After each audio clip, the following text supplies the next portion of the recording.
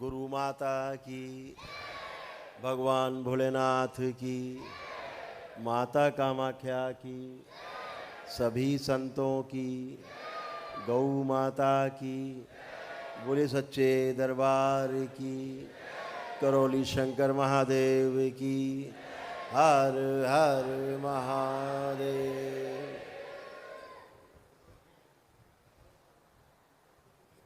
बाबा के सभी शिष्यों का दरबार में बहुत बहुत स्वागत है।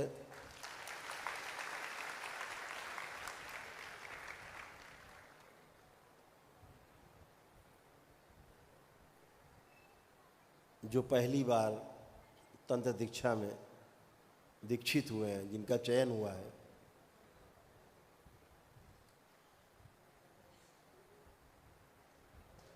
उन सभी का भी बाबा के डीएनए में बहुत बहुत स्वागत है।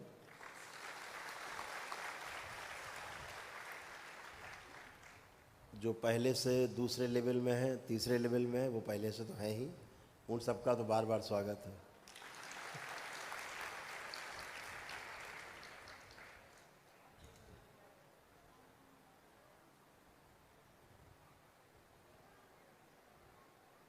तंत्र के बारे में हम लोग पहले भी काफ़ी चर्चा कर चुके हैं, टुकड़े टुकड़े में।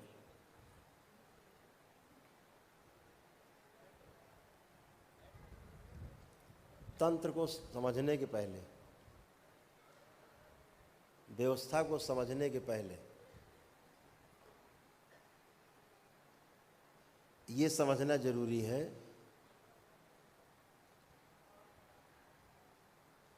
कि भगवान शिव को ये ज्ञान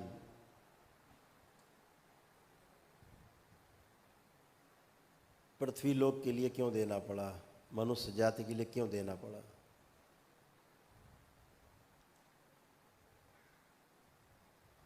एक शब्द आता है लोक कल्याण।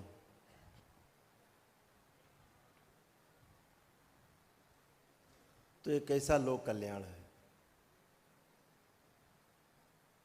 कि आप पाप करो और तंत्र से कट जाता है पाप।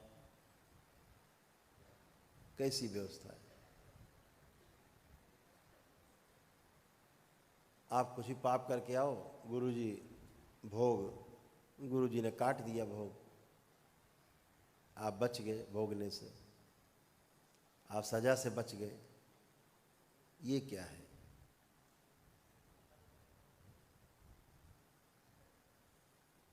स्थूल जगत में भी ऐसा ही है। कितना बड़ा अपराध किया हो, हत्या किया हो, सबसे बड़ा अपराध तो हत्या ही है। तमाम देश की अदालतें सजा दे देती हैं, देश की अदालतें सजा देती हैं। आदमी को उम्र कैद हो जाती है, फांसी की सजा हो जाती है। जो उच्चतम न्यायालय हमारा है, जो सब सर्वोच्च न्यायालय कहा जाता है, वह भी सजा दे देता है कि जो नीचे के कोर्ट ने सजा दी है उसको बरकरार रखता है। अब कहाँ जाएगा आदमी। अब सजा न्यायालय से हो गई है, तो एक जगह बाकी रहती है जहाँ से उसको फांसी की सजा से भी बचाया जा सकता है। और वो अधिकार इस देश में केवल एक व्यक्ति को है, वो हमारे देश के महामहिम राष्ट्रपति को यह अधिकार प्राप्त है कि किसी की सजा को माफ़ कर सकते हैं, मर्सी के आधार पर, दया की अपील होती है। वो उसे विचार करते हैं, देखते हैं, माफ़ कर देते हैं। इसी प्रकार से सूक्ष्म जगत में ये अधिकार केवल और केवल पूर्ण गुरु को ही प्राप्त है।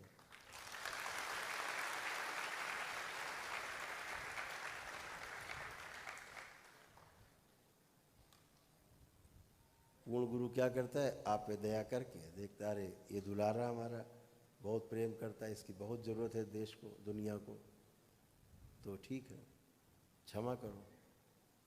तो आपके तमाम भोग कट जाते हैं और आप रोगों कष्टों से बच जाते हैं, अपनी श्रद्धा के कारण, अपनी आस्था के कारण, अपने विश्वास के कारण आप बच जाते हैं।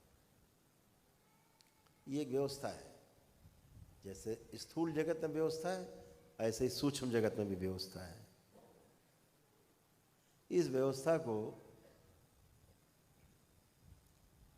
बनाया नहीं गया, ये व्यवस्था बनी बनाई है।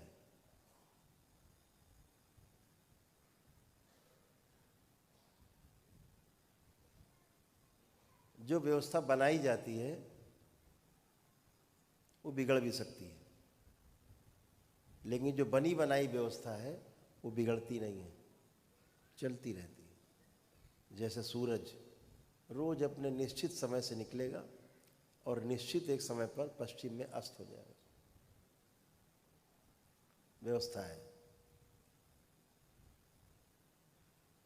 चंद्रमा एक निश्चित समय पे उदय होगा, एक निश्चित समय पे वो जाएगा।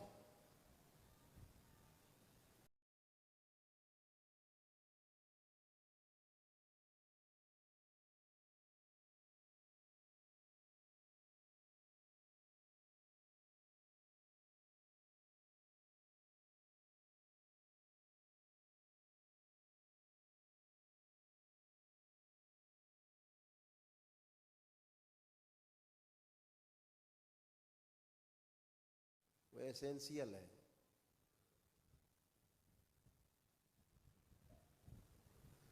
अल्प काट देते हैं पूर्ण गुरु, लोग बच जाते हैं।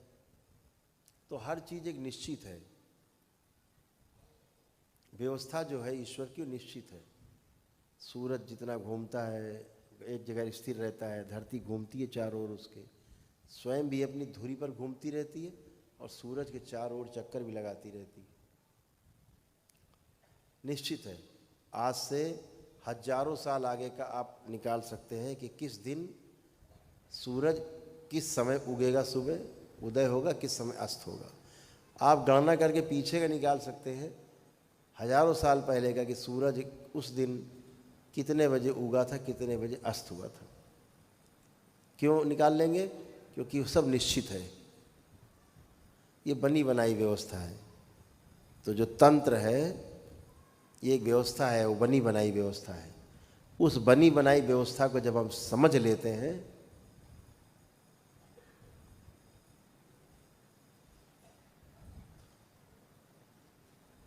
तो फिर हम चीज़ों को अपने अनुसार ढाल सकते हैं।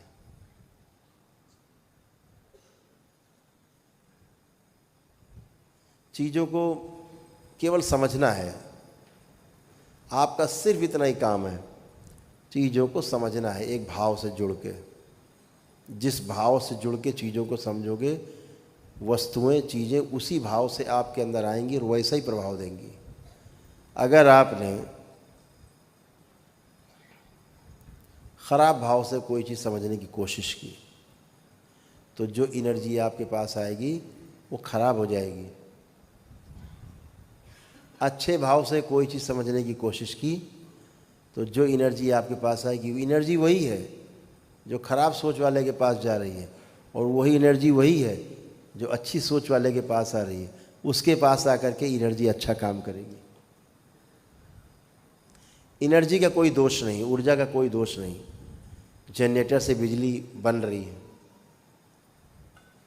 चाहो तो हीटर जला लो गर्म कर लो, और चाहो तो एसी चला लो ठंडा कर लो, अभी तो आपके ऊपर है। वहाँ से तो ऊर्जा वही बन रही है, चाहे पंखा चला लो चाहे कूलर चला लो, आपको तय करना है कि क्या करना है, करना है कि ठंडा करना है।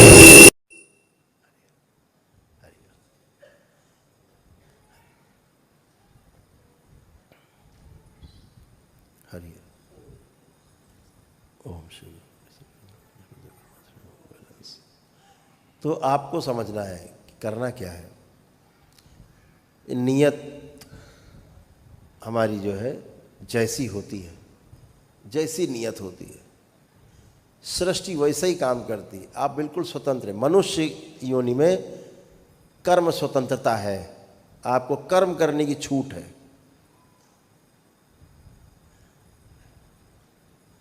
लेकिन भोगने में आप परतंत्र हैं, आप उससे नहीं बच सकते। करने में छूट है, भोगने में परतंत्र है। तो करने में क्या छूट है? जो इच्छा करियो मन माही, बस वही चालू। लेकिन भोग तय हो जाएंगे। तो कैसे भोग तय होते हैं? कर्म 9 प्रकार के कहे गए, लेकिन 3 प्रकार पे आप सबसे ज़्यादा फोकस रखिएगा अपना। मनसा वाचा कर्मणा,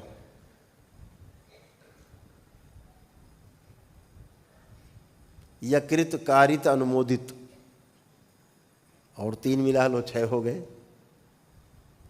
भोग ना बने इसके लिए 6 प्रकार के कर्म तो आप जोड़ ही लो, ज़्यादा अच्छा है।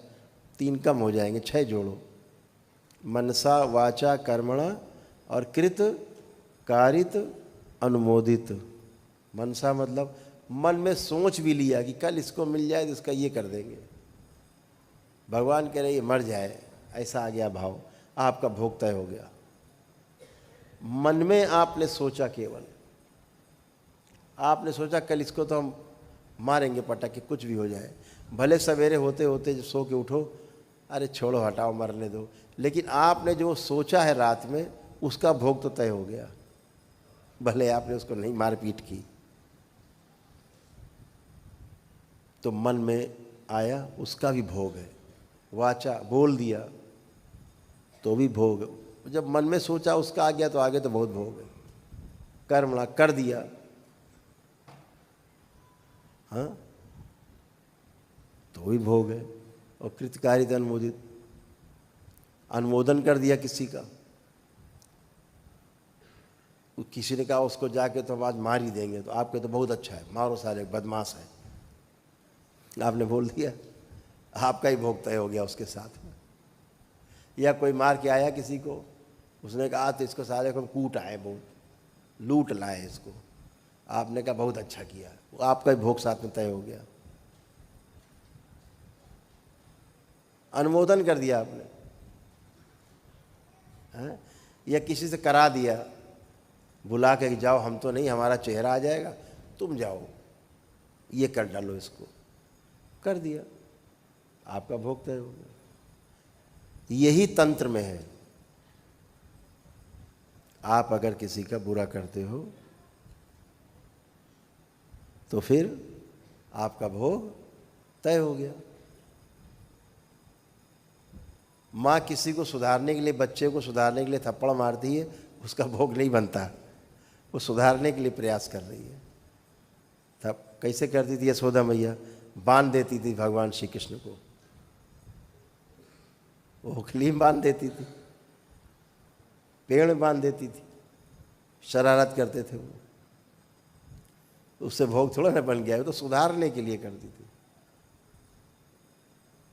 कि अपने लाला को कैसे हम जो है सुधारें।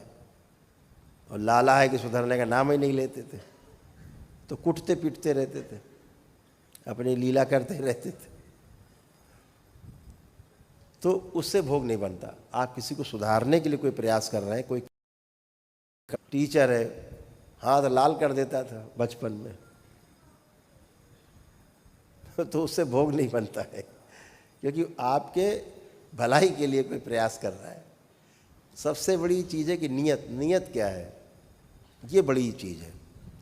एक आदमी लूट रहा है किसी को, लूट के गोली मार के लूट लेता है, छुरा मार के, उसका भोग बन गया।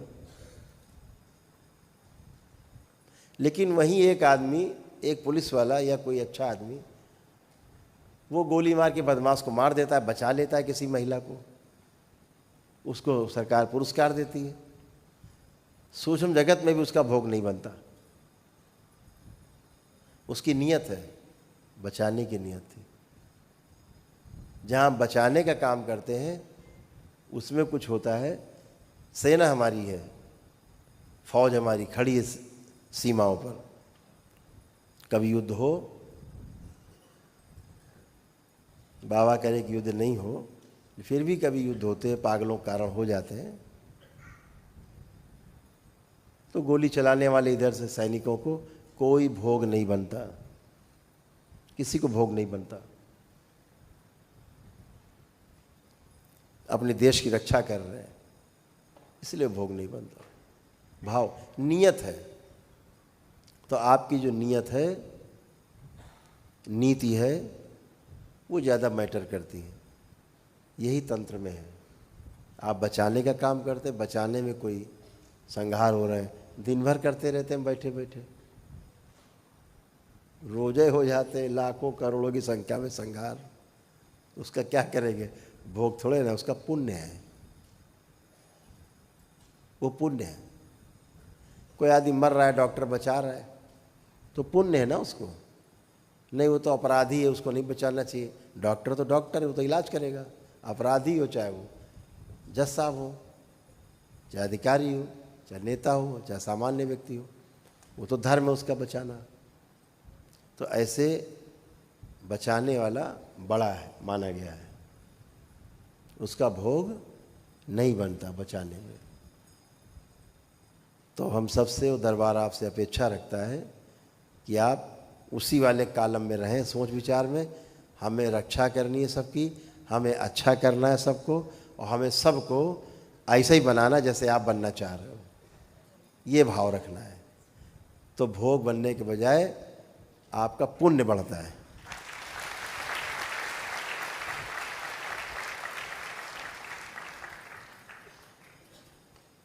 अगर दंड देके किसी को सुधार दिया जाए, उसका भोग नहीं बनता, उसका पुण्य बनता है। दंडित किया किस भाव से? कि सुधारना है इसको, तो उसका भोग नहीं। यही छोटी छोटी चीज़ें ध्यान रखनी है, क्योंकि एक व्यवस्था है, ये पूरी व्यवस्था को समझ के जीने में सुख ही सुख है, और व्यवस्था को बगैर समझे जीने में दुख ही दुख है। क्योंकि पता नहीं होता अचानक से कौन सा ऊपर से फाट पड़ा, ऊपर से क्या फट गया, आके चला या गिर गया अचानक ही, उसकी कल्पना नहीं किया आपने, समझा नहीं किसी चीज़ को। जीवन में दो चीज़ें हैं, किसी भी काम को करने के पहले दो चीज़ें आवश्यक है। पहली क्या है कि हम जो भी करने जा रहे हैं उसके बारे में विचार जरूर करें। जीवन में क्या विचार करना है? दो चीज़ों पे। दो प्रश्न हैं आपके पास, कुछ भी करने जाए दो प्रश्न आपके पास हैं, उनका वो जरूर अपनी जेब में रखना। कुछ भी करने जाओ, पहला प्रश्न निकाला, वो प्रश्न क्या है? क्यों? क्यों करना है तुम्हें ये? समझ लो अच्छे से क्यों करना है। बिना समझे क्यों करना है, कहाँ लग जाते हैं? कैसे करना है, इसी में लग गए। कैसे अमीर बनना है? भाई अमीर क्यों बनना है तुम्हें, पहले तय कर लो, क्यों अमीर बनना चाहते हो? कौन सा तुम्हें सुरखाव के पर लगाने, किस लिए अमीर बनना है तुम्हें, ये तो पता लग जाए। किस लिए तुम्हें कागज पत्तर अपने बैंक में रखने हैं, तुम्हारे पे टेटम भी नहीं रहेंगे, बैंक में रहेंगे। रात में पता लगे फरमान जारी हो गया, बोले क्या हुआ? बोले नोट बंद हो गया, 2000 का काम खत्म है। चलो ये तो गवर्नमेंट संभाल लेती है, बंद करती, उसकी व्यवस्था बनाती है। अभी 2000 का नोट बंद हुआ तो किसी को कष्ट नहीं हुआ, बंद कर दिया बड़े आराम से गवर्नमेंट ने, बड़े आराम से सब कुछ हो गया, कहीं ची चा नहीं हुई। लेकिन बैंक का फेल हो जाए सवेरे, पता लगे बैंक में घोटाला हो गया, बैंक का फेल हो गया, आप क्या करोगे? अब बैंक का फेल हो गया, आपके नोट गए। क्यों? बैंक में नियम है, आपका अगर 1 लाख जमा है तो बैंक आपको 1 लाख देगी, 1 लाख गारंटी है। लेकिन अगर आपका 1 करोड़ जमा है तब भी आपको 1 ही लाख मिलेगा, 99 लाख गया। चाहे जितना जमा हो 1 ही लाख मिलेगा। आप कुछ राशि बढ़ाइए, शायद 5 लाख को जैसे कर दी, शायद है ऐसे किए 5 लाख के आसपास, उससे ज़्यादा नहीं मिलेगा, काम खत्म, जो था सब खत्म हो गया। अब बताइए काहे के लिए इकट्ठा किया था कूड़ा कबाड़ा। लेकिन उसका भी गवर्नमेंट ने उपाय खोजा, एक बनाया है बैड बैंक। रुपया अगर बैंक डूब जाएगी, वो बैड बैंक उसकी व्यवस्था करता है कि जनता को रुपया जनता तक पहुँचे किसी तरह से, वो वसूली करेगा सब तरफ से, और पहुंचाएगा। ऐसे व्यवस्था गवर्नमेंट ने, इस भारत सरकार ने की है। अब वो भी खतरा कम हो गया, लेकिन फिर भी वो कूड़ा कबाड़ जो रखा है वो तो यहीं रखा रहता है। उसका क्या सदुपयोग? सदुपयोग उतना ही है जितना सुबह से रात तक आप खाते पीते हैं, कुछ खर्चा करते, वही सदुपयोग आपका, बाकी सब कूड़ा है। अगर लोक कल्याण में वो धन नहीं लग रहा है तो कूड़ा है। जमा करके केवल रखें, भविष्य के लिए जमा करके रखना उचित है, लेकिन कितना? जितना हमारी आवश्यकता है। उसके लिए प्रतिस्पर्धा जब हम करते हैं, दौड़ मारते हैं, तो तनाव पैदा होते हैं।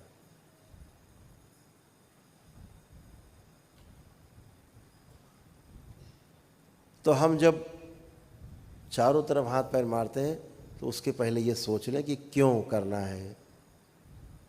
कार लेनी है, कौन सी लेनी है? अब जो 5 करोड़ की आती वो कार लेनी है। काम तो वही काम 10 लाख में भी हो जाएगा कार में। 5 करोड़ की क्यों लेनी? क्यों का उत्तर आना चाहिए आपके पास। जब क्यों का उत्तर आ जाए तो दूसरा प्रश्न आता है, फिर कैसे।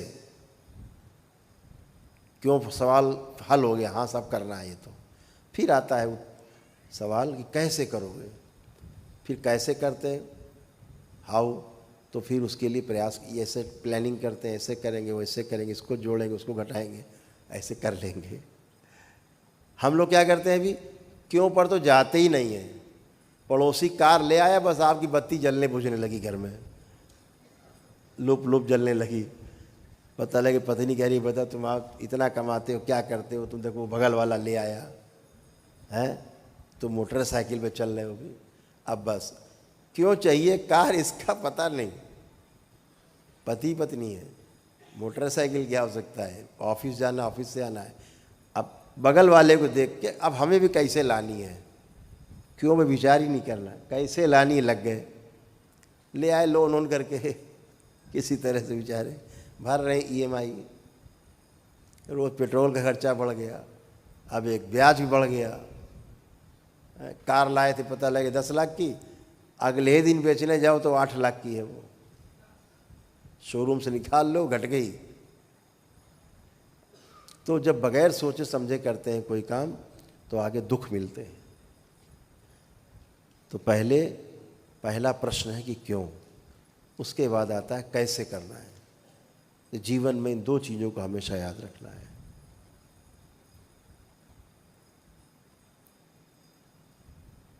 और एक बात निश्चित जान लीजिए, जिस दिन आप इन 2 प्रश्नों का उत्तर लेकर के चलते हैं, आपको दुनिया में कोई हराने वाला, डिगाने वाला, कोई तनाव देने वाला मिलेगा नहीं आपको।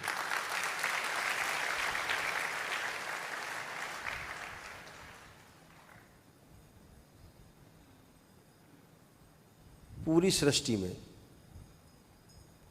समझने के लिए बहुत कुछ है, लगता है क्या क्या समझोगे, लेकिन जिस तरफ आपने कदम बढ़ाया है तंत्र को समझने के लिए, जिस दिन तंत्र को समझ जाओगे उस दिन बाकी कुछ समझने नहीं जाना पड़ेगा।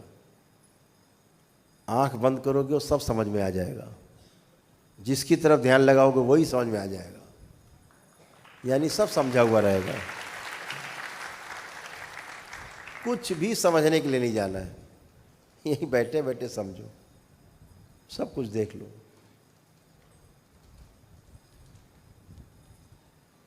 ये दरबार में बच्चे आपकी सेवा दिन भर करते हैं, दिन भर आप जो पूछते हो, आप जब आप लोग आते थे परेशान हालत में, उल्टा सीधा ही बोल देते थे इन सबको, ये सुन लेते थे। पहले नहीं सुनते थे, आपकी तरह लड़ जाते थे पहले ये भी। अब कोई कुछ बोलता, सुनते हैं दिन भर में, कोई इनको 10-20 लोग बोल देते हैं उल्टा सीधा, हंस के चले आते हैं। इनको पता है ऐसे हम भी थे।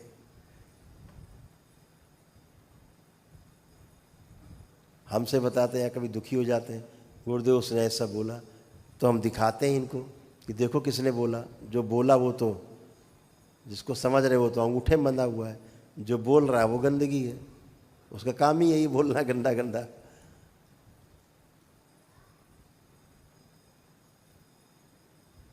तो जिस जगह आपने पहला कदम रखा है, जो पहली बार तंत्र दीक्षा में दीक्षित हुए हैं वो लोग भी, जो आगे बढ़ रहे हैं दूसरे तीसरे लेवल के लोग, वो लोग भी। ये बच्चे जब आंखें बंद करते हैं ना, सीधे ब्रह्मांड की यात्रा करते हैं, सीधे आंख बंद विचरण करते हैं।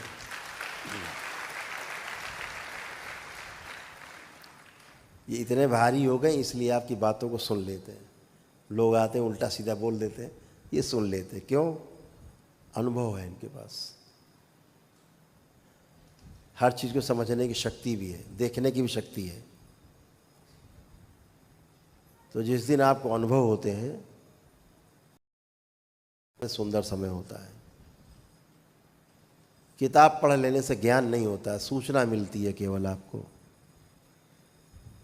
और आजकल बड़ी प्रथा चल गई है, जो पढ़ लिख के परीक्षा दे के पास हो जाए उसको लोग ज्ञानी मान लेते हैं। ज्ञानी नहीं, और रट्टू तोता है। अभी रट्टू तोता है।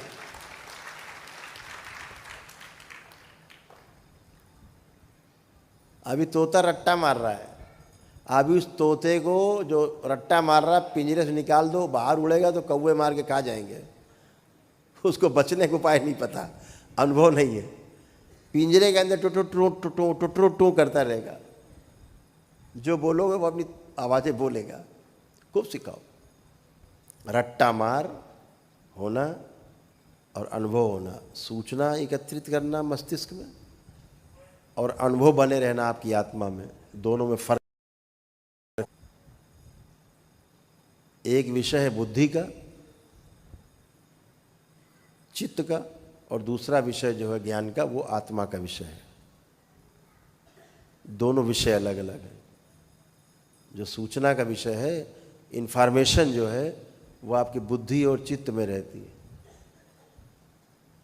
बुद्धि विश्लेषण करती है, चित्त में बनी रहती है। आपके विचार, आपके जो इच्छा है वो सब चित्त में है। इच्छाएं, चित्रण होता है, चिंतन होता है, क्रियाएं हैं, वो सब आपके चित्त में है।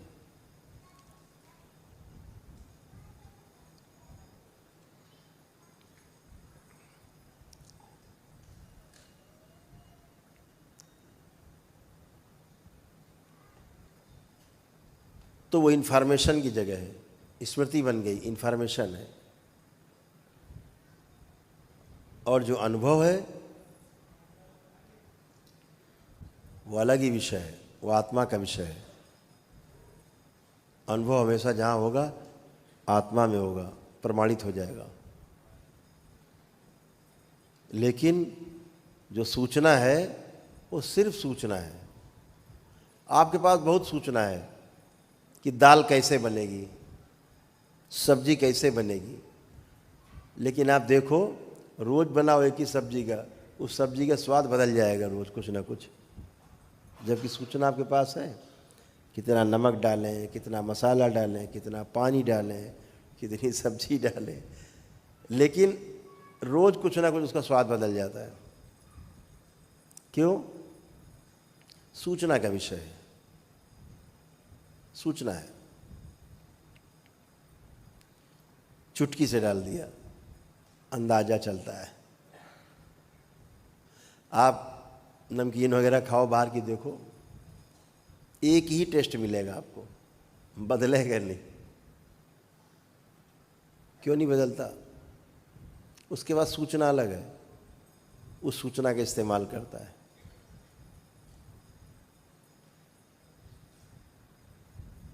तो सूचना का भी अपना एक महत्व है। जब सूचना आपके पास होगी तभी आप अनुभव की तरफ जाएंगे। आपके पास जब सूचना है कि 84 लाख बंधन जो योनियों के बंधन है जन्म मरण के, उससे कैसे मुक्त हुआ जाए, समस्या है, तो सूचना है ना आपके पास, तभी तो आप जा रहे हैं उस तरफ, कदम बढ़ाए आपने अनुभव के लिए। तो सारा कुछ आपके पास, एक शक्ति आपके हाथ में आने जा रही है। तो हमेशा ध्यान रखो, जो शक्ति आपके पास आ रही है, जो शक्ति आप एकत्रित कर रहे हो, जो शक्ति आपके पास सदा रहेगी, उसका सदुपयोग करना है और भोग से, बुरे भोग से बचना है। ये भाव हमेशा रखो। दूसरा हमने बता दिया किसी को सुधारने के लिए दंडित करना है, उसका भोग नहीं बनता, वो ठीक है।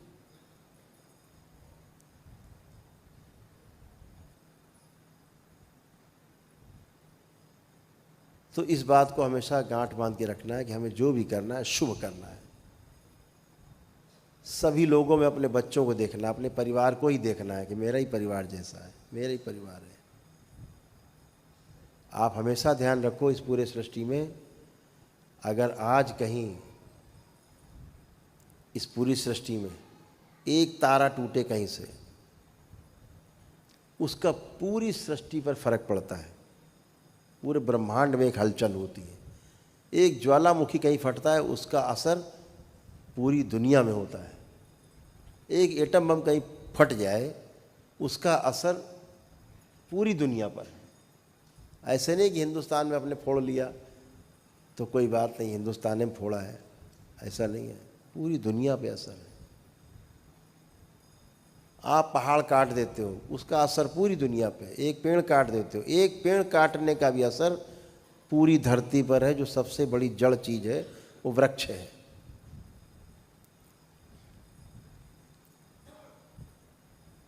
पूरी धरती पर तमाम मेटल है, तमाम वस्तुएं हैं ज़मीन के नीचे हैं, आप उनको बाहर निकालते हो, पूरी पृथ्वी पर उसका फर्क पड़ता है।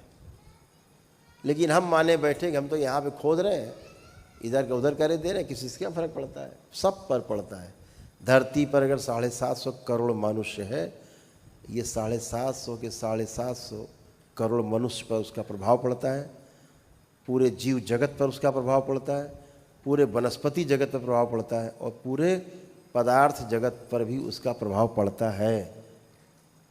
क्योंकि हम कण कण में जुड़े हैं और कण कण हमसे जुड़ा हुआ है। इसीलिए कहा गया है कि कण कण में भगवान।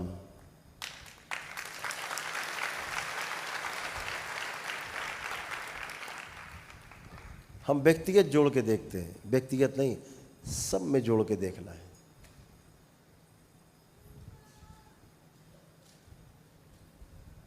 जब जोड़ के देखते हो उसे योग कहते हैं,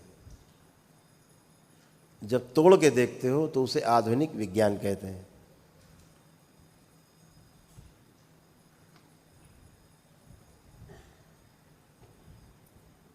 समझने के लिए आप तोड़ के नहीं समझ सकते, चीज़ों को पूरा नहीं समझ सकते। हाँ, समझ सकते हैं चीज़ों को थोड़ा थोड़ा, लेकिन पूरा नहीं समझ सकते तोड़ के। अगर पूरा समझना है तो जोड़ के ही समझना पड़ेगा, तोड़ के नहीं समझ सकते आप। इसीलिए हमारे देश का जो योग है वो सभी, पूरा विश्व उसको मान रहा है। आज पूरे देश का जो हमारा योग विज्ञान है, पतंजलि का, पूरा विश्व मान रहा है।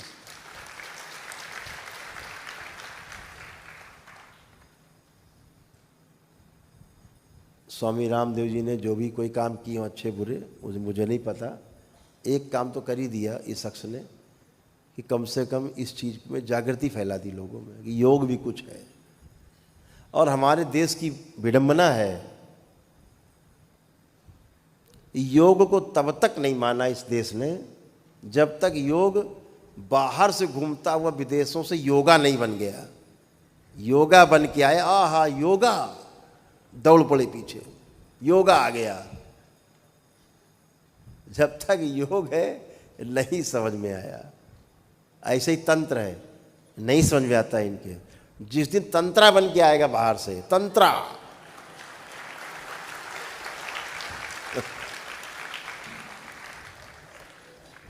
उस दिन आपको सब बाबा माता के सामने दंडवत करते मिलेंगे।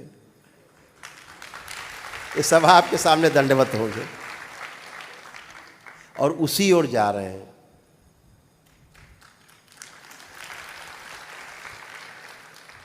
अभी हमारे बाबा के परम शिष्य हैं श्री राजीव सिन्हा जी, बराबर विदेशों में संपर्क में वहाँ के अधिकारियों से रहते हैं।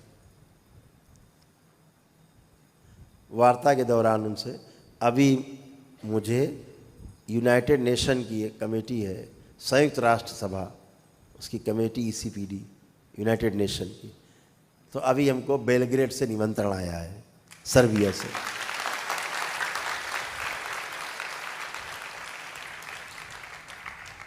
बेलग्रेड से निमंत्रण है। क्यों? समझना चाहते हैं। निमंत्रण आ गया, कल हम डाल देंगे उसको, अभी रात ही में डाल देंगे, पढ़िएगा आप लोग।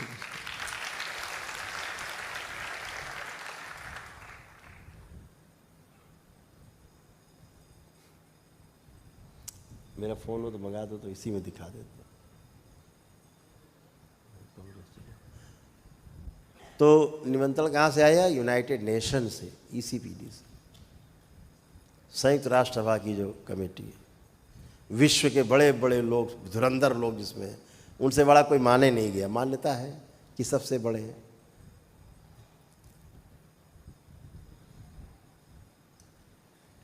मान्यता है कि बड़े हैं, सूचना में बड़े हैं, अनुभव में जीरो है, इसलिए निमंत्रण आया है कि आपके पास अनुभव है। दरबार में कैसे हो रहा है, ये बड़ा कौतूहल का विषय है। कैसे हो रहा है ये सब? ऐसे ऐसे कैसे हो जाता है? टक, आदमी ठीक। हमसे पहले लोग कहते थे आप छड़ी घुमा देते तो हो जाता है। हमने कहा भाई ये लो छड़ी रख दी, ये रख दी, आज से छड़ी नहीं चलाएंगे। अब केवल हवन के समय छड़ी निकलती है, हवन के समय।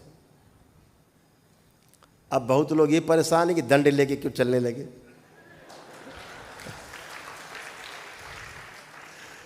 दंड क्यों निकला है? क्योंकि अब दंड देने का भी समय आ गया है।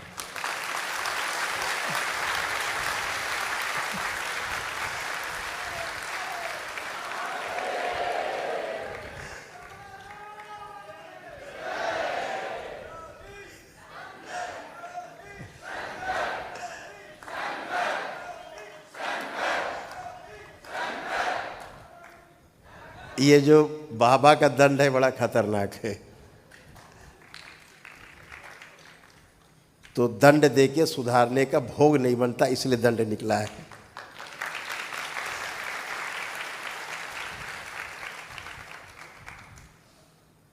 तो ये दंड है। तो भाई हमने बोलते छड़ी घुमा देते थे, उससे हो जाता। हमने कहा लो भाई छड़ी रख दी, अब क्या करें? तो फिर अब चुटकी बजा देते थे। तो बोले कि नहीं नहीं गुरुदेव, चुटकी बजा देते, उससे चुटकी में कुछ है, चुटकी कर देते। तो हमने कहा लो भाई ठीक है। माँ ने कहा बेटा चुटकी बजाना बंद कर दो। हमने कहा लो आज से चुटकी बंद, आप बोलेंगे तो हो जाएगा, ऐसे ही बोल देंगे तो हो जाएगा, बताओ। बोलिए ये भी समस्या है। अभी लेटेस्ट एक शक्ति खुली 2 महीने पहले कि चलो नहीं बोलेंगे अब हम, बस सामने आ बढ़ जाओ तुम।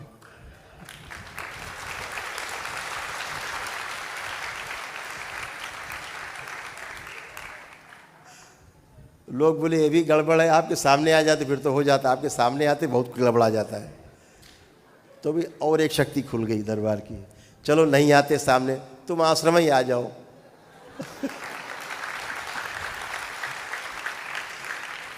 अंदर आए और कुटाई चुकाई चालू, ठीक ठाक होके बिल्कुल धो पहुँच के फ्रेश रेस होके एकदम करेक्ट राइट टाइम। अब तो हम कहीं रहते भी नहीं, पूरे संकल्प में हम नहीं रहते। सारे संकल्प आप ऑडियो से सुनते हो, ऑडियो से आप करते हो। पहले हम बैठ के कराते थे एक संकल्प, हमने लो भाई हट गए हमारी जगह से, अब बताओ क्या करें, अब क्या किया जाए, इसके आगे क्या कर सकते हैं। और भविष्य में कुछ और शक्ति खुलने वाली नहीं बताएंगे, नहीं तो गड़बड़ हो जाएगा।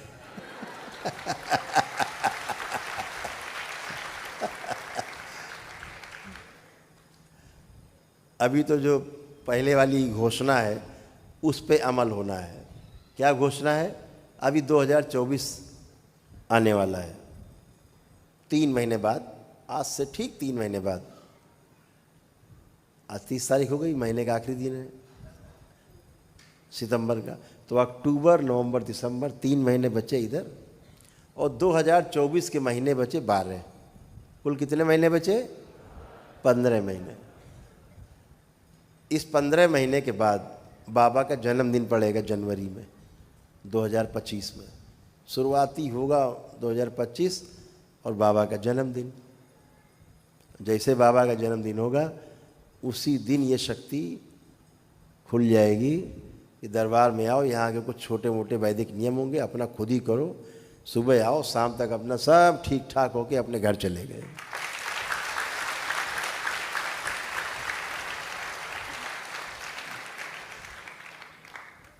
उसके बाद फिर हमारा घूमना शुरू होगा आप सबके घरों में।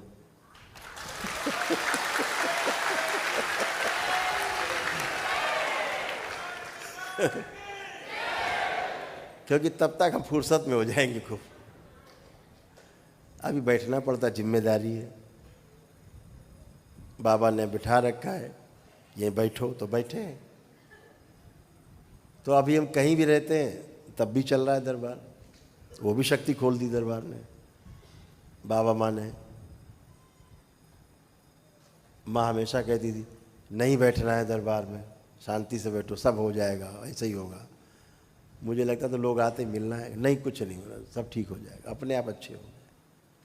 ये तो आप लोग अपनी प्रक्रिया करते हो दरबार में, अपने आप ही अच्छे होते हो। हमसे तो मिलना एक बहाना, आपके अंदर क्यूरियोसिटी रहती है, ये गुरु जी से मिलना है, बस बातें करनी, बताना है, ये बताना वो बताना। शायद दरबार ना देख पाया हो तो गुरु जी को बता दें हम, तो आप लोग बताते हो, संतुष्ट हो जाते हो बता के, खाली हो जाते हो, हल्के हो जाते हो। तो एक व्यवस्था में हम सबको चलना है। और आपको हम निमंत्रण दिखाएं जो अभी भेजा गया है, सभी लोग स्क्रीन पर देख पाएंगे।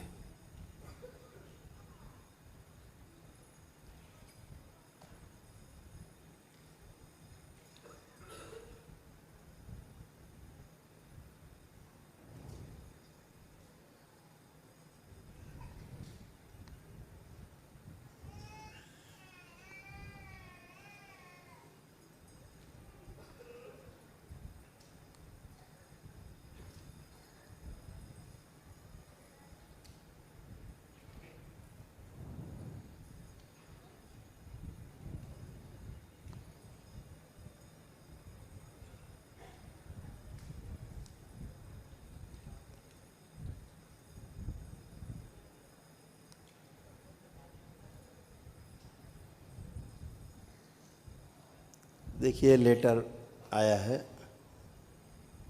बेलग्रेड से, ये दिखा दो स्क्रीन पे। ये निमंत्रण आया है यूनाइटेड नेशन की कमेटी से।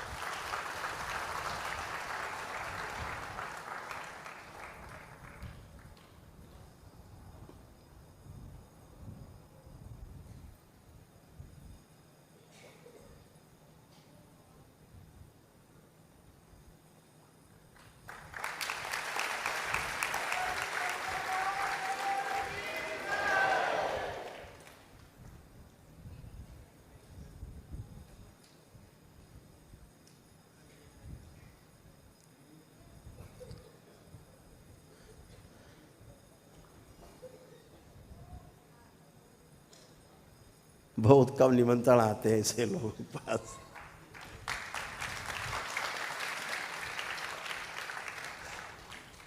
ऐसे निमंत्रण जो ज़्यादा पढ़े लिखे सूचना वाले लोग हैं उनके पास आते हैं ज़्यादा। बहुत पढ़ा लिखा, बड़ी डिग्रीज के पास, उसको बुलाओ। लेकिन उनकी नज़र में धार्मिक लोग अनपढ़ हैं, तो उनकी नज़र में अनपढ़ आदमी को पहला शायद निमंत्रण इस तरह का आया है, लेकिन दिया है उन्होंने।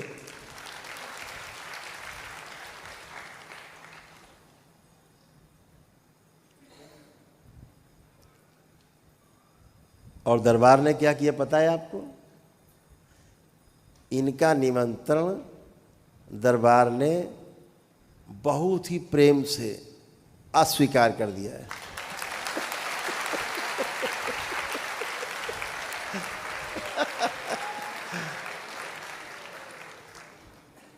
क्यों? अगर समझना है तो मेरे देश आओ।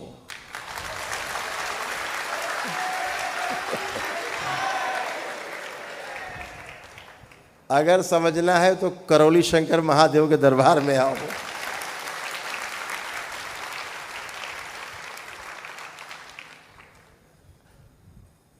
ये दरबार वो नहीं कि आपने निमंत्रण दिया हम लपक के गिर पड़े।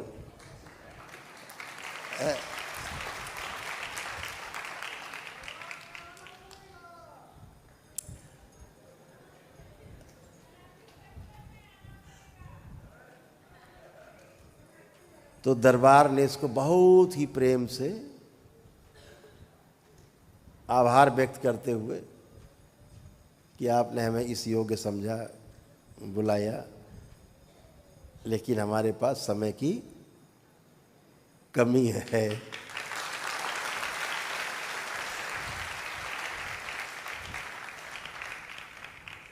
जितने दिन हम वहाँ लगाएंगे आने जाने में, उतने दिन में तो हम हजारों अपने बाबा के भक्तों से, शिष्यों से मिल लेंगे।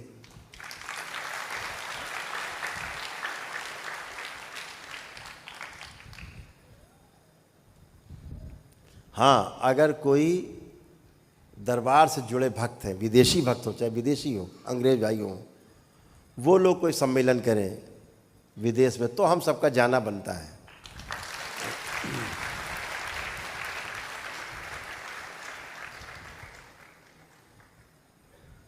तो अपने को बड़ा माने रहना एक विषय है और बड़ा होना दूसरा विषय है। तो इसलिए इनके निमंत्रण को दरबार ने प्रेम से अस्वीकार कर दिया है, निरस्त कर दिया। धन्यवाद करते हुए उनको अस्वीकार कर दिया। बहुत काम है यहाँ। ये किसने चला दिया? बंद करो।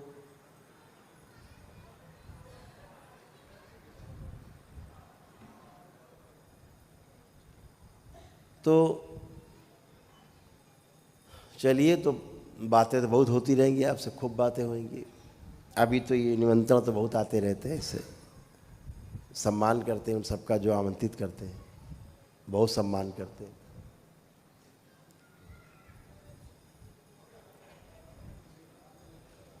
लेकिन जो दंड निकल आया है ये हाथ में, ये बहुत खतरनाक है।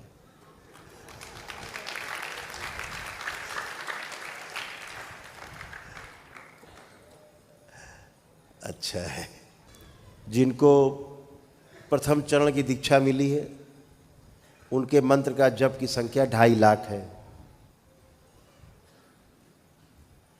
जिनको द्वितीय चरण की दीक्षा मिली है उनकी जप की संख्या 6 लाख है, और तृतीय चरण की दीक्षा की अभी जप संख्या 6 लाख ही है। ठीक है, इसी के अनुसार आपको जप करना है। इसका दशांश यानी 10वां भाग दशांश है, जो बाद में जप करके अपनी जो अगियारी उसको जला करके जो जप करेंगे बाद में, वो आपका दशांश माना जाता है। आपको हवन करने की बड़ा आवश्यकता नहीं है अपने जप तप में, वो सब आप कर चुके हैं। बहुत ऊर्जा आपके पास है, विराट ऊर्जा आपके पास है।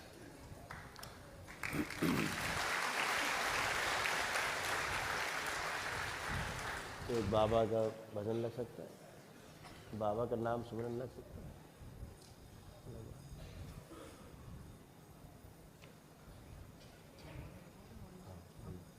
जय जय राधा। बाबा का एक सुंदर सा भजन करते हुए हम लोग आज रात्रि का विश्राम करेंगे।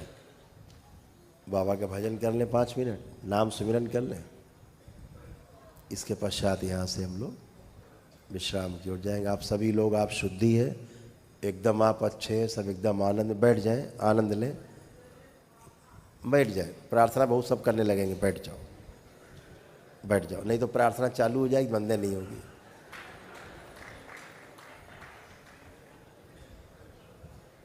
अब जो प्रार्थना करना है बाबा से करो, अब उनके डीएनए में हो, खूब प्रार्थना करो।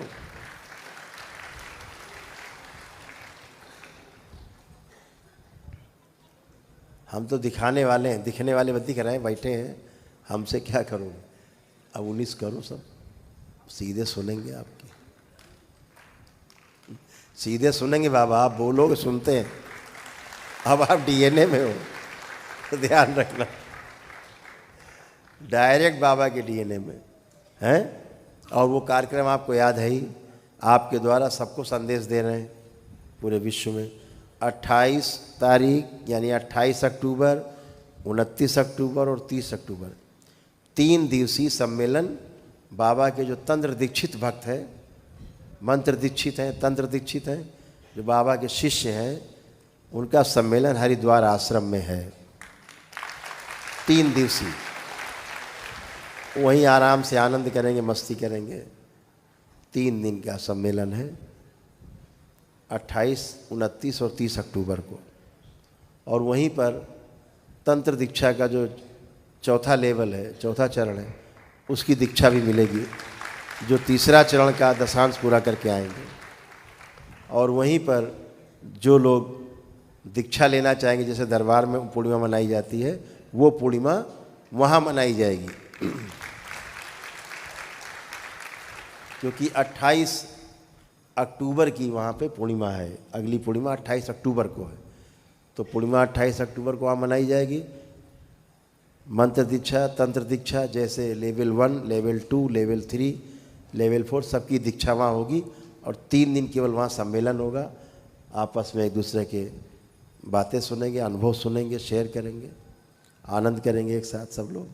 तो सभी आप सब लोग आमंत्रित हैं वहाँ पर।